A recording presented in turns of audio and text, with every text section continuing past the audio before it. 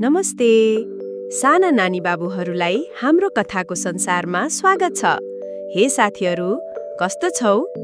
आज नयाँ रमाइलो कथा सुन्न तयार हौ? लौ है साथीहरू, आज म तिमीहरूलाई एउटा एकदम मज्जाको कथा सुनाउन लागेको छु। घान्द्रुकको फुसफुसाउने मुहान।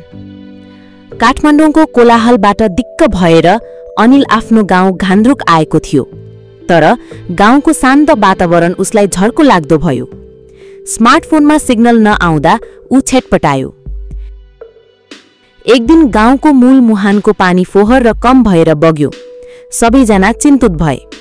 अनिलकी हजुरआमाले भन्नुभयो, बाबु, मुहानको आत्मा मानिने सुनकेसरी झारलाई हामीले सम्मान गर्न छाड्यौं, त्यसैले पानी रिसायो।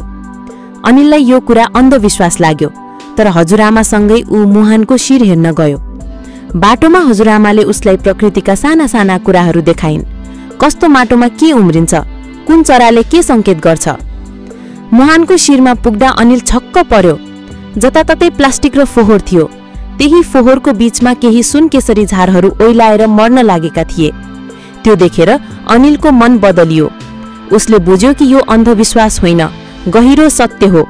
उसले तुरुन्त सबै फोहोर सफा गर्यो र आफ्नो बोतलको पानीले त्यो झारलाई सिच्यो। भोलिपल्ट मुहानको पानी पहिले भन्दा सफा र तेजिलो भएर बग्यो। नैतिक शिक्षा। हाम्रो प्रकृति जादुले होइन, सम्मान र हेरचाहले चल्छ।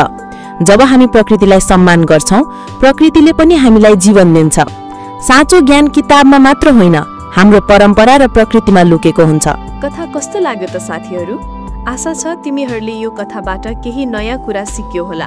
हामी फेरि अर्को कथामा भेटौँला है। टाटा, आजलाई यति नै। अर्कोचोटि फेरि अर्को रोचक कथा लिएर आउने नै छौँ। अहिलेलाई बिदा है। तिमीहरूलाई आजको कथा मन पर्यो भने लाइक र सब्स्क्राइब गर्न नभुल्नु है। हामी अर्को भिडियोमा भेट्नेछौँ। धन्यवाद।